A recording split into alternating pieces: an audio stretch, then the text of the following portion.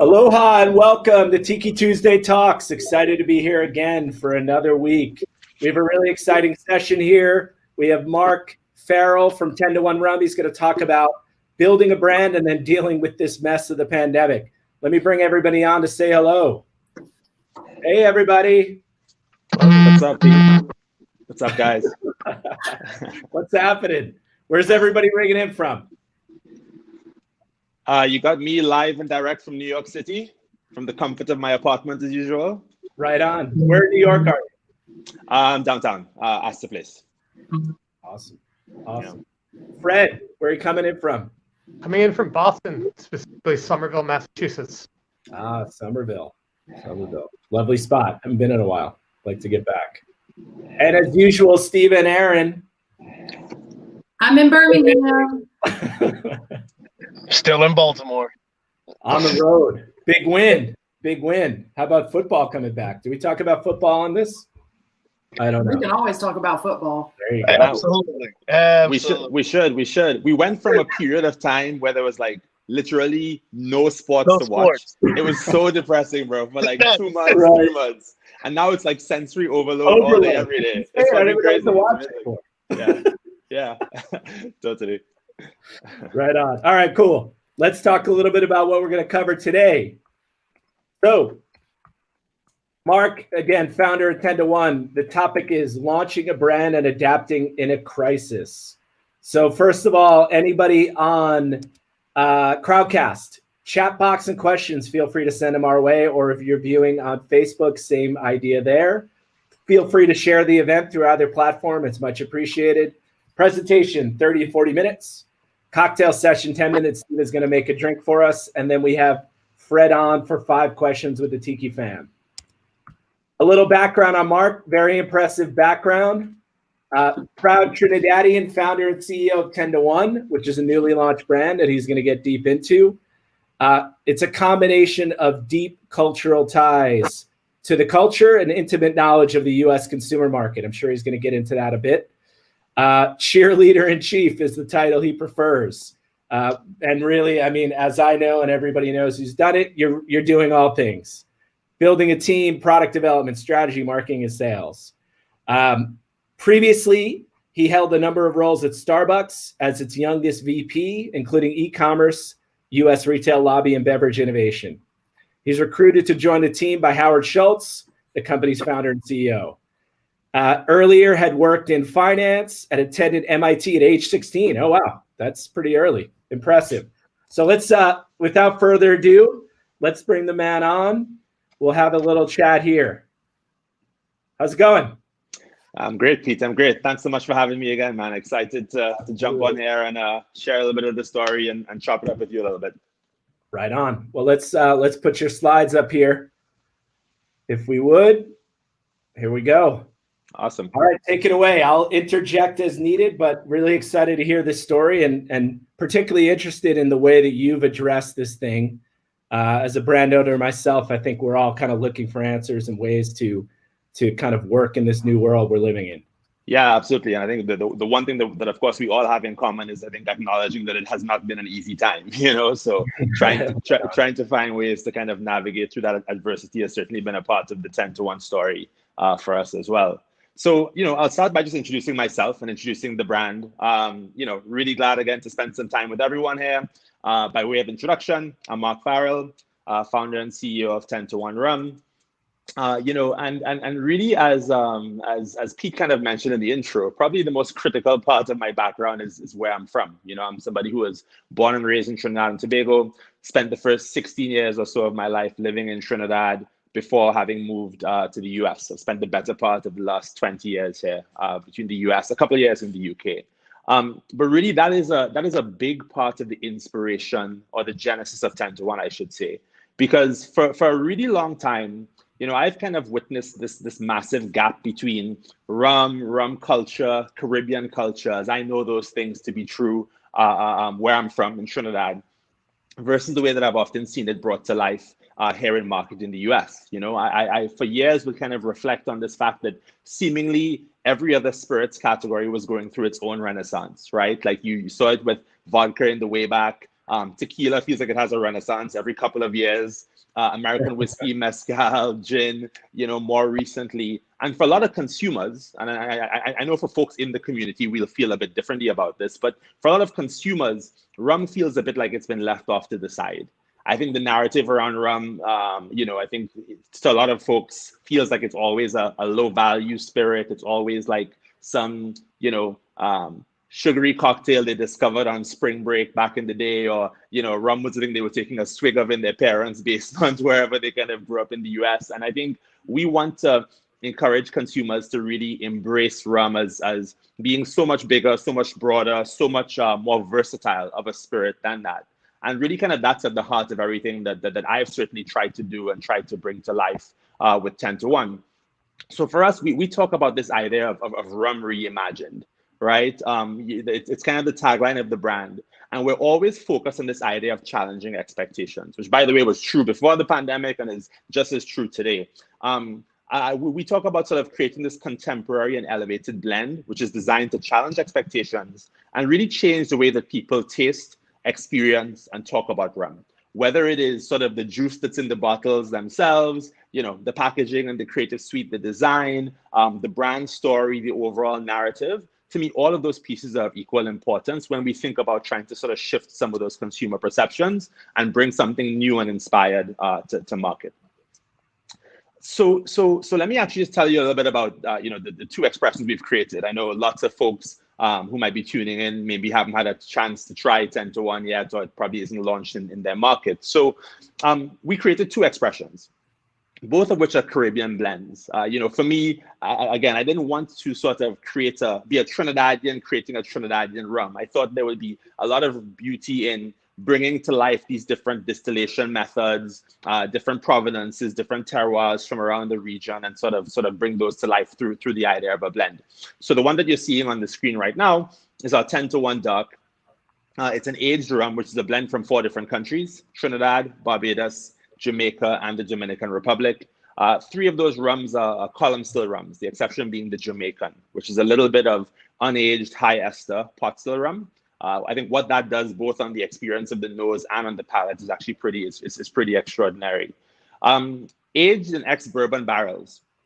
And I bring that up a lot of times, particularly when doing tastings with consumers, because we spend a lot of time trying to build a bridge to folks in other categories. So I'd always say, if you're a bourbon lover or a whiskey drinker, you're going to find a lot of notes in this rum that are certainly very resonant for you. And that's really important to kind of invite some others behind the curtain and experience rum for the first time. No added sugar, no color, no flavoring. We think kind of just let great rum stand on its own for sure. And if you ask me to describe this rum in a single word, versatile is the one that comes to mind. We wanted to have something that was incredible on its own. You could sip it neat, rocks, splash of soda water or coconut water, which are really great mixers for it, great foundational mixers. We call those the origin serves. And also could be used in a number of elevated craft cocktails as well. Whether you're creating a Manhattan, a Negroni, and an old fashioned, really kind of the world is your oyster. With our white rum, which you see up here now, we're equally proud of this expression. This one is a blend from 2 countries. This is some Jamaican pot still rum sitting alongside Dominican column still rum. As somebody who is a big rum nerd, as I'm sure many others on this cast would be, I love Jamaican rums, big, bold, funky, typically, at higher proof. I think sometimes struggle to find ways to make that accessible for a lot of everyday consumers. And so again, we thought we could kind of bring some of those characteristics to bear. The nose of this rum has a really interesting sort of like grassy, herbaceous quality, a little bit of citrus that comes through as well. But it's harnessed very effectively alongside the Dominican column still rum, and actually also has tremendous body. So we have this blend living at 90 proof, You don't want to fall into the trap of, or the feedback you hear sometimes of a lot of white rums lacking body. They kind of disappear into the back of a cocktail. And I think with our 10-to-1 white, we really wanted to make sure that it not just kind of didn't just sort of bring those really sort of amazing notes on the nose and on the palate, but had the right sort of body to stand up in tremendous cocktails. And this one is also a very, very versatile blend in its own right. You can drink it, again, sort of rocks with a grapefruit wedge, splash of soda water or coconut water, kills it in a daiquiri, and a bunch of other amazing cocktails beyond there too. Yeah, and I had a request to make the slide bigger, so I just honored that. But yeah, we definitely got some rum people very curious about the finer details here. Okay. An interesting point, kind of back to the original, we've heard for years and years about the coming of rum, right? Like it's finally going to be recognized as a category that's meaningful. And I'm in the cachaça business and kind of an adjacency, and Absolutely. It is, I think, totally about contextualizing, right? Like if you drink this, you might be interested in this. If you drink this, you might be interested in this.